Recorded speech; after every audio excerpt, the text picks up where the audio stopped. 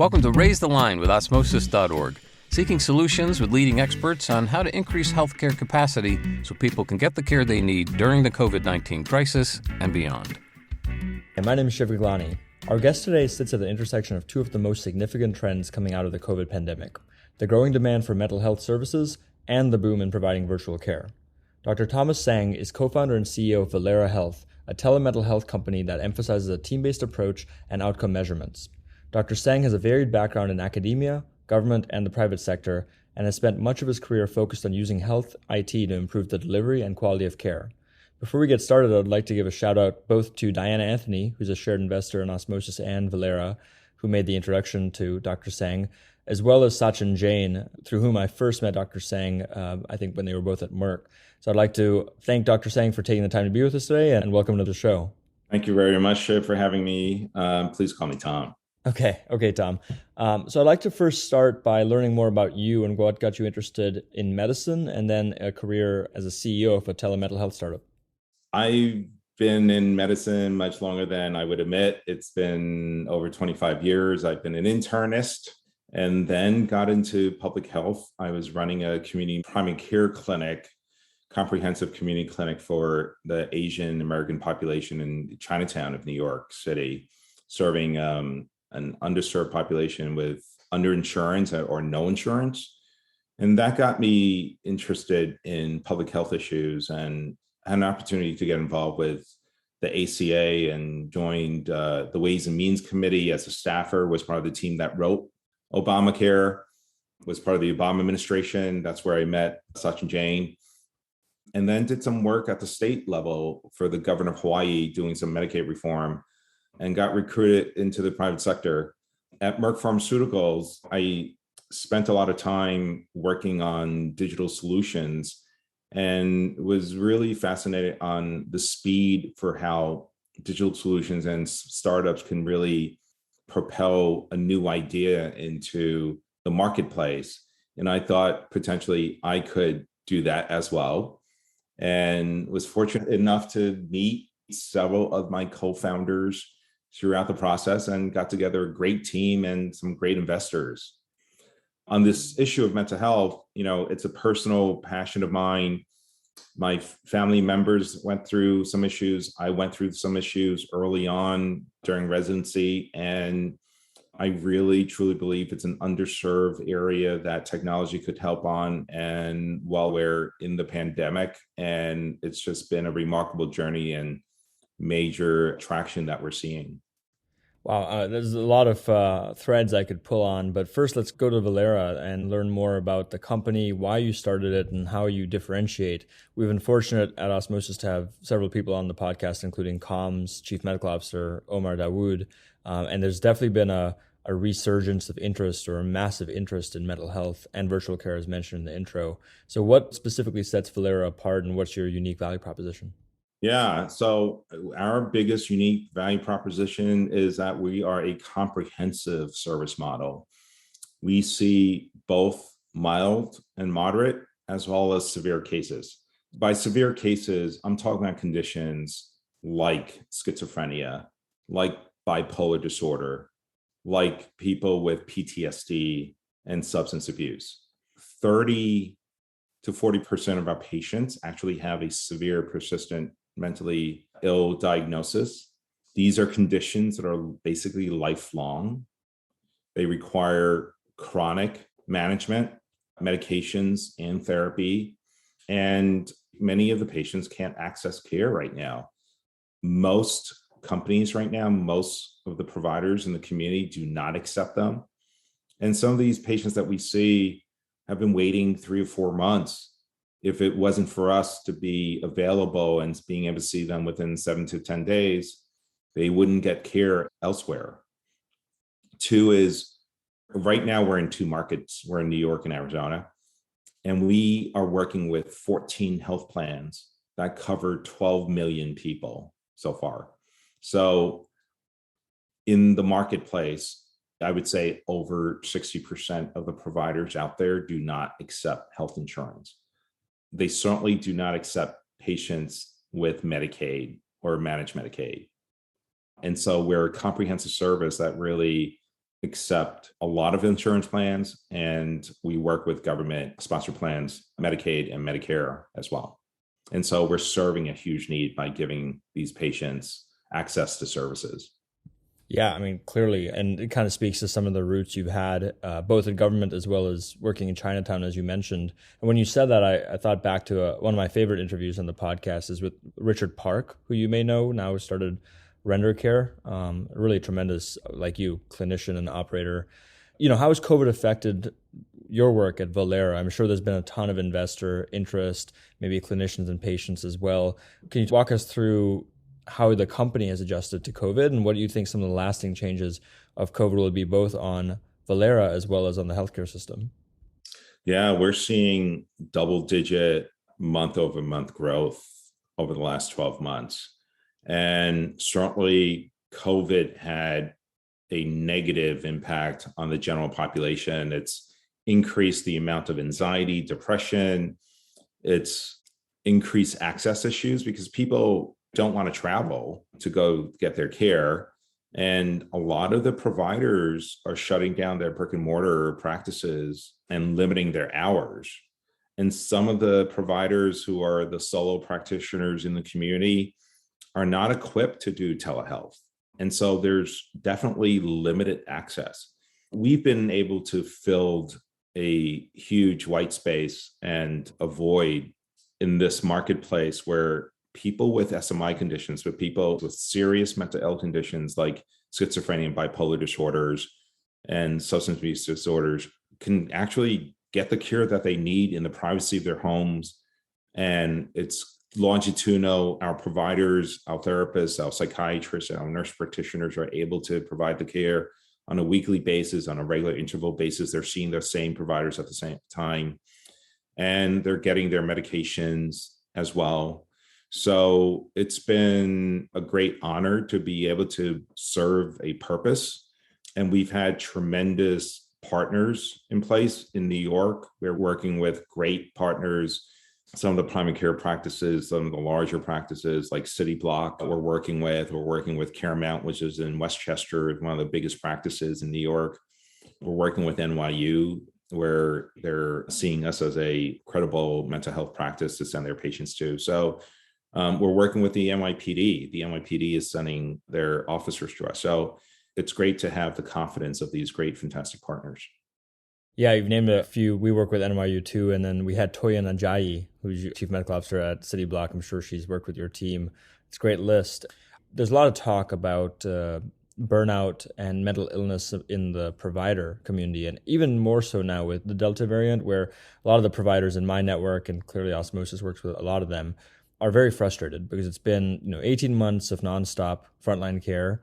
And then this newest wave seems like it could have been largely preventable if we flattened the curve and got more people vaccinated. So leading to a lot of early retirement. You were mentioning a lot of brick and mortar psychiatrists, mental health counselors, maybe shutting down or aren't equipped for virtual care. Can you comment a bit about provider mental health and burnout and any trends there or any recommendations for things we can do better for this group? Yeah, it's self-care. I need to listen and practice that myself and to just really be mindful of the amount of balance that you have in your life and spending time and taking care of yourself and spending time with family and just making sure that you're not overworking yourself, because this is going to be a marathon. It's not a sprint, and you need to pace yourself. I think we're going to see another 12 months ahead of us where potentially we may need to be limited in our physical presence and interacting with each other. And we're going to see some issues going on with the flu coming in place. We had a really limited flu season, but I do think because of this hybrid model where people are much more relaxed and people are going into the workplace and now people are taking the subways, we're going to see an increase in flu cases. And that's going to throw a wrench, whether it's flu, whether it's COVID. So I think that the system is going to be taxed. And I think healthcare workers really, really, really need to be cognizant and be mindful about self-care. Yeah, definitely. That's out of table stakes, I think, now to be a provider and to get into this career, in addition to the systems level change that clearly has to happen as well. When I talked to Omar at Com and others in the mental health space, it seemed like recruiting social workers, mental health counselors, and other physician extenders, psychologists or psychiatrist extenders, is a big challenge. We don't have enough. There's a lot of venture-backed companies competing for them to join their platforms. Can you comment a bit about any training implications or recruitment implications to be able to truly scale virtual mental health care? Yeah, I think there's definitely a role for Osmosis in the training piece. I think we're working as best as we can. We have a fantastic recruitment process where I think, for us, another big differentiator is that our staff are full-time W-2 employees who have full benefits. Some of the companies out there who are network aggregators are taking on part-timers usually, or contractors. And so we're seeing a big differentiator in that many of the people that we attract want a full-time position. They want the security. They don't want to deal with the headaches of working as a contractor. And so I think that's one piece where I think that helps us. And then two is our mission, the fact that we work with a comprehensive population, working with people from underserved communities, from the LGBTQ plus community. We have one of the largest Chinese speaking provider network. We have one of the largest Spanish speaking provider network, and we're growing our LGBT plus provider network as well. Having these special affinity groups creates a pipeline of interests for people who have an affinity for these special communities. And so I think that's another piece where I think it helps us recruit folks. Yeah, those are clearly great value props for a clinician or provider to join Valera. And, the patient experience seems like it'll be improved if you can keep these providers on the platform for longer, because I know one of the most unfortunate aspects of mental health care today virtually is how quickly people change platforms. And then, it leaves patients, it takes them 3 months or 4 months to even get a provider. And then once that provider retires or switches to another platform, then they have another 3 or 4 months to find that. So it seems like that's a competitive advantage for you guys too. Yeah, absolutely. We like to call ourselves a practice and not a platform. It even starts with like the mind perspective of how we see ourselves. Yeah, I think those words matter. And as you've grown bigger and bigger, which by the way, I would love any sense of your scale in terms of number of employees and where you see that going in 3 to 5 years, as well as patient coverage. You said 12 million lives covered through the health plans you work with in New York and Arizona. In Arizona. And in 5 years, where do you see that going, or 10 years, or whatever framework you use when you think about long-term vision planning? Well, I can tell you in the next 12 months, we'll be in 10 states. Wow. That's huge. Logistically, that seems like a big challenge, but we've had other people on the podcast like Aaron Bali at Carbon Health that have done some aggressive growth just like that. Yeah, we see a huge unmet need across the marketplace for our type of model and our service. And we are trying to meet the demand. We get inbound traffic of, hey, can you work with us here? Can you work with us there? And we really, really need your help in taking care of this population. And so we're trying to meet the market demand, and we are trying to go as quick as we can while still maintaining the high standards that we have. Yeah, that's great. Now, the government's obviously stepping in quite a bit for healthcare over the next few years. And under this administration, clearly President Biden was there with the ACA as well. What are your predictions, or any predictions of things that have to happen to make sure mental health care is appropriately funded, as well as any other legislation you would like to see so that we can counter both the pandemic as well as all the secondary concerns around mental health and virtual care? I think one is, we no longer operate in a fee-for-service model. And I know there are pockets of innovations where both payers and providers are getting together in a value-based model, meaning we should not be operating in a fee-for-service environment any longer, like meaning transactional, I see you for 45 minutes, I get paid for 45 minutes. We should take into account the outcomes. And, you introduce our company focusing on measurable outcomes. And we are very proud of the achievements that we made in terms of depression improvements, 80% over 4 months for our patients in seeing depression improvement, depression remission, and also some of the follow-ups that we've been seeing. It's fantastic follow-ups with people with schizophrenia and bipolar disorders. And we want to get paid for truly achieving these great clinical outcomes. And also digitally, how can you pay for someone when you're transacting or when you're engaging the patient outside that 45-minute visit, when a therapist is speaking through a chat message and our case managers are working with patients, in between visits. So those are not the traditional CPT generated visits. So we have to really get the government to think about how do you move from this traditional model that has been taking place for the last 50 years, right? And move into this digital environment and pay and reimburse for services in such a manner. And I think we're seeing that in remote places, but I don't see it wide enough. And then two is the whole notion of compact states and having the ability to work in multiple geographic markets through telehealth, because right now, this notion that you're limited to one geographic defined state area through licensing and through DEA license is just not practical, and it doesn't serve patients. Yeah, that's a common theme that's come up, and we'll see if some legislation gets extended, especially because the pandemic is still here. There's been a resurgence of interest in mental health care and non-traditional treatments for mental health care, both community programs, social determinants of health, as well as, I was at Hopkins for med school. There's a large research initiative at Hopkins in psychedelics and use of psilocybin, MDMA, ketamine. I'm just curious if you don't mind commenting on some of that, where you see the field of mental health care going with regards to these non-traditional approaches to providing mental health. Yeah, I'm glad that there's new research showing these different new pharmacokinetics and properties of these types of chemicals. I think we still have yet to figure out what actually causes depression. We don't know the entire extent of how, I'm going all science now, but we don't know the extent of how inflammation affects depression.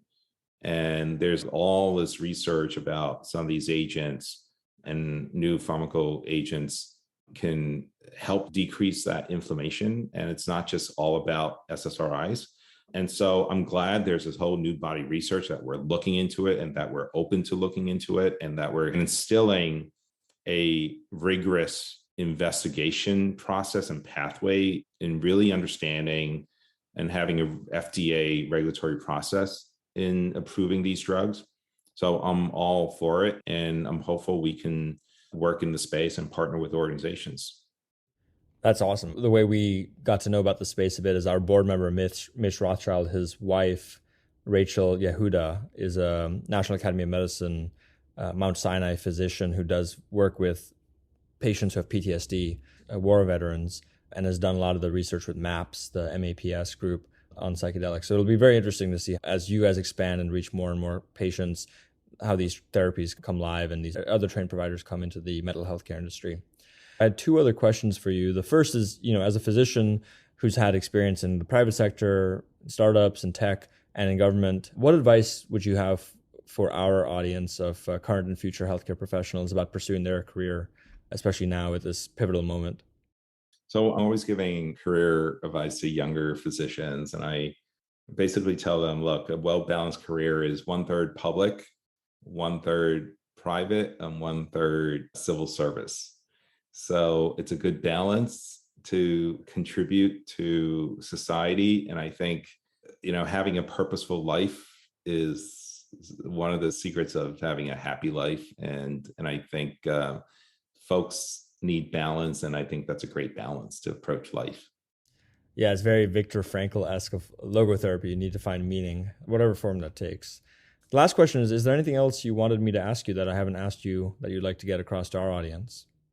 I'm glad that mental health is being destigmatized, and I'm hopeful that it could be more generally be accepted, and that you need to take care of the patient as a whole, in both physical health and mental health. And, what we're seeing, it's an incredible phenomenon and it's tragic, but a lot of these COVID patients who had very severe illnesses are now seeing lapses of their memory, but also having episodes where they are in severe depression and having low mood. So we are seeing the sequela of a virus that people think is pure physical, but we're seeing the mental health impact. And I think we need to approach the patient in both ways, in both mental as well as physical. Absolutely. It's the sequela, not just in terms of physical distancing and social isolation, are contributing to the mental health issues, but even people you would think are very well balanced and successful, like the former CEO of Texas Roadhouse. He committed suicide after being a long hauler with COVID and not being able to stand the tinnitus that he got from that infection. That was a very public case. So, Tom, I really want to thank you for taking the time to be with us on the show, but more importantly, for the work that you're doing to raise the line and improve access and quality of mental health care through Valera. So thanks again. Thanks for having me on, Shiv. Take care. With that, I'm Shiv Gaglani. Thank you to our audience for checking out today's show. And remember to do your part to flatten the curve and raise the line. We're all in this together.